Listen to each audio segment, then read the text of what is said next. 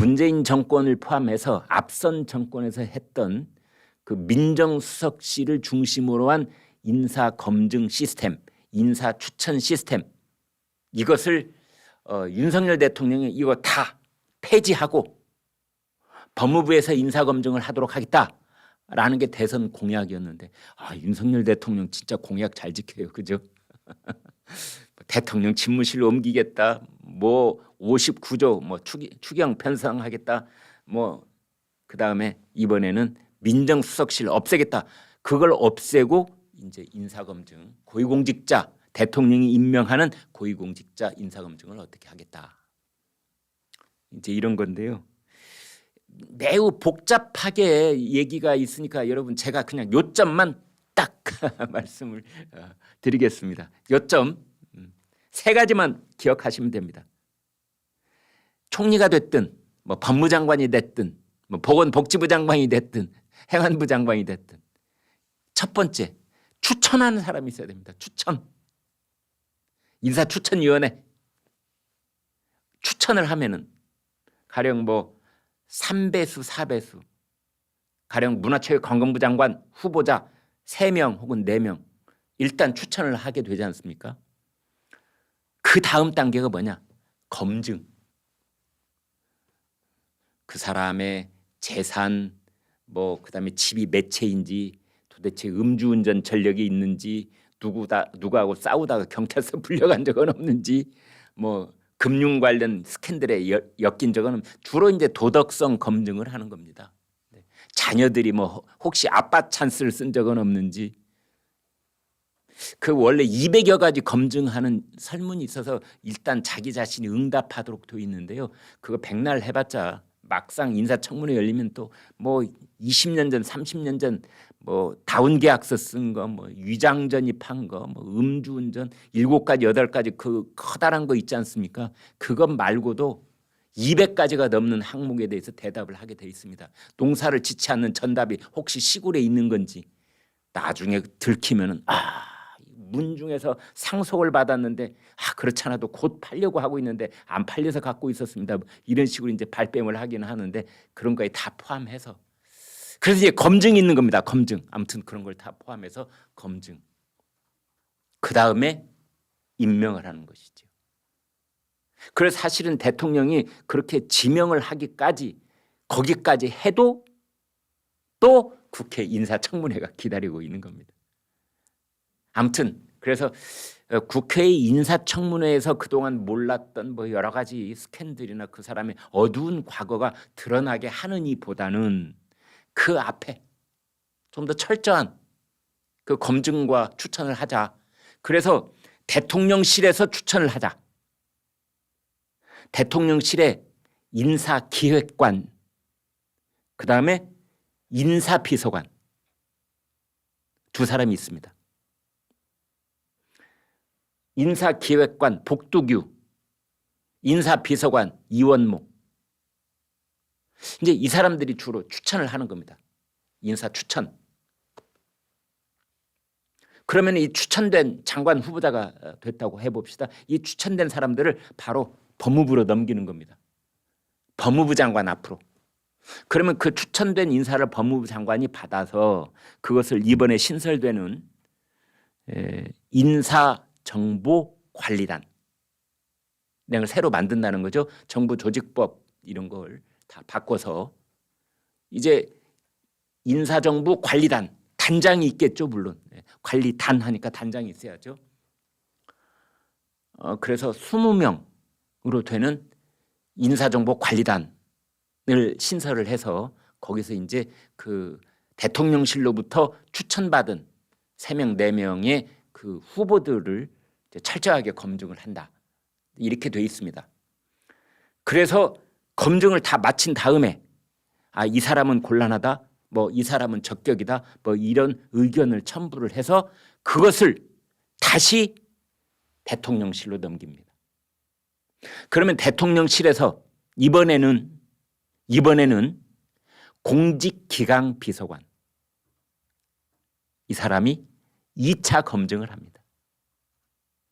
왜냐하면 인사정보관리단에서 이 검증을 했을 때 이후에 그 시간적인 이 공백이 있을 때 또 무엇이 불거져 나올 가능성이 있거든요. 그래서 이제 공직기강 비서관이 2차 검증을 한 다음에 거기까지 통과를 하면은 그러면은 대통령이 장관 후보자로 지명을 하는 겁니다.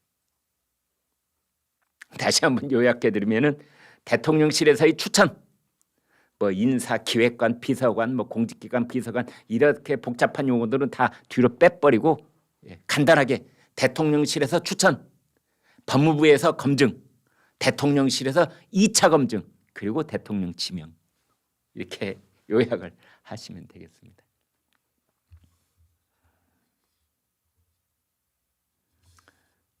그래서 인사혁신처, 법무부, 행안부에서 이제 관련 시행령, 시행규칙 뭐 이런 개정안을 입법 예고를 했습니다.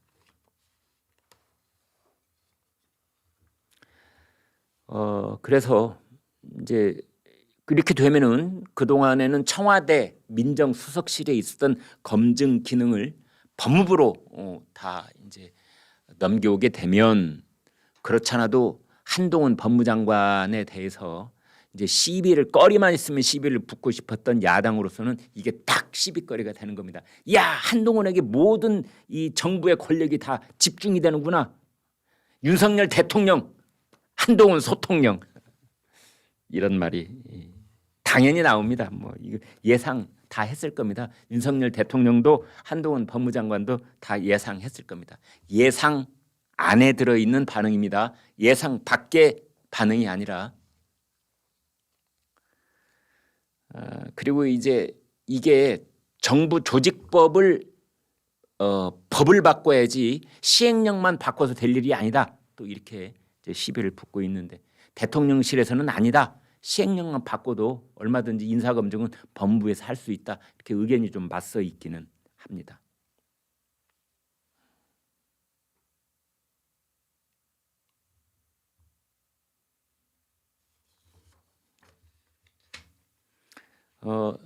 인사정보관리단 중에서 핵심이 이제 인사정보 제1담당관 이렇게 되어 있는데요.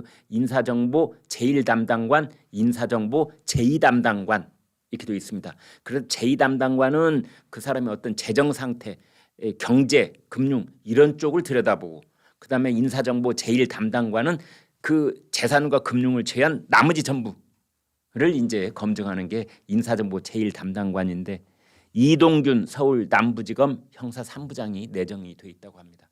그래서 이제 그 야당 쪽에서 비판을 하는 것은 이렇습니다. 청와대의 인사기획관, 인사비서관, 공직기강 비서관, 그다음에 인사정보관리단의 그 핵심 요직인 인사정보 제1담당관, 제가 지금 5명 꼽았나요? 전부 다 검사 출신입니다. 법무부 장관까지 검사 출신. 그래서 뭐 검찰공화국 아니냐라는 비판을 그동안 해왔는데, 이제는 서통령을 중심으로 한 인사 검증의 전체적인 이 프로세싱이 다 검찰 출신에 의해서 이루어지는 것 아니냐. 그래서 오늘 아침에 조선일보도 좀 걱정을 하기는 하더라고요. 인사 추천도 검사가, 인사 검증도 검사가, 그 임명도 검사 출신이 윤석열 대통령도 검사 출신이니까 어떻게 하나에서 10까지 다 검사들이 하느냐, 뭐 이런 걱정이 있습니다. 이런 걱정이 있다는 것을 윤석열 대통령은 물론이고 한동훈 법무부 장관도 잘 알고 있을 겁니다. 그래서 더욱더 신중하고 조심스럽게 일을 처리해 나갈 것이다. 뭐 이런 당부말도 가능하겠습니다. 법무부 관계자는 이런 말도 했습니다. 지금까지는 청와대가 그 모든 일을 했지 않습니까? 인사 추천, 인사 검증, 뭐 그게 이제 인사수석, 민정수석이 다 청와대에 있었기 때문에 여기가 도대체 감사를 할 수가 없었어요. 청와대 구중궁궐, 구중심처에서 이루어지는 일이라. 그런데 그러한 프로세스가 법무부로 오면 확실하게 감사원에 감사를 받게 되는 겁니다. 그래서 법무부의 그 법무부 장관 직속 기관인 인사정보관리단, 이제 혹독한 감사원 감사를 받을 것이다. 국정감사도 받게 될 것이다. 그래서 법무부에서 인사검증을 하면 그 인사검증이 더 철저하고 투명하게 될 것이다. 뭐 이런 얘기도 있습니다. 11시 김광일 쇼에서 제 의견은 이렇습니다. 그동안 우리나라 정치에서 제도가 미비해서 잘못된 일은 거의 없었습니다. 결국은 대통령이 새로 만든 제도든 옛날 제도를 그대로 이어받았든 얼마나 공정하고 정치 중립적으로 운용을 하느냐, 거기에 최고 핵심 단장이면 단장, 장관이면 장관을 얼마나 공정하게 인사를 하느냐, 그리고 검찰에게 정치적 독립성과 중립성을 보장해 주느냐. 다시 말해서 이 사람들이 살아있는 권력의 칼끝을 겨냥했을 때 한직으로 좌천시키는 인사를 한다든지 그런 짓 하지 않고 끝까지 옹호해주고 봐주느냐. 이에 의해서 성공한 제도가 될 수도 있고 실패한 제도가 될 수도 있다. 저는 그렇게 봅니다. 인사검증을 청와대에서만 하면 어떻고, 뭐 용산에 있는 대통령실에서 하면 어떻고, 법무부에서 하면 어떻고, 행안부에서 하면 어떻습니까? 결국 그런 제도를 새로 만들든 만들지 않든 그 제도를 그 최고 책임자를 임명하고 운용하는 것을 감시하고 거기에서 최종적인 책임을 가지고 있는 그 권력의 핵심 권부에서 그 사람들에게 얼마나 철저한 정치적 중립과 독립을 보장해 주느냐. 이게 저는 핵심이라고 봅니다. 그래서 지금 뭐 야당이 뭐 이런저런 얘기를 하면서 비판을 하고 있는데 지켜보면 될 일입니다. 앞으로 몇 달, 그다음에 어쩌면 이제 처음에 그 인사검증 장관 인사는 했는데요. 교육부 장관, 복지부 장관 둘 인사할 때 한번 보시죠. 그래서 법무부의 인사정보관리단이 제대로 운영이 되는지, 그다음에 그게 대통령실로 왔다 갔다 하면서 공직기강 비서관에 의해서 철저하게 검증이 되는지.